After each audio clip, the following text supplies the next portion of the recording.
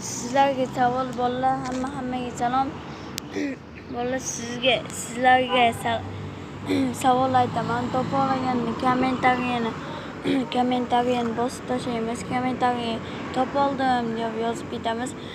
Qani savol aytish boshladim.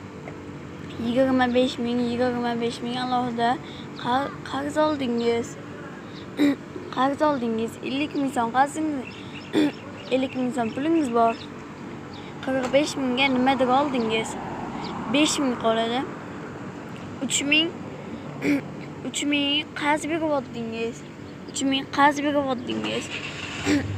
qarz bergan bo'lsangiz 2 ming qoladi. 2 mingni ichida 25 mingdan qarz olganingizda 1000 so'mdan o'chirib qo'yasiz. 1000 so'mdan o'chirib qo'ysangiz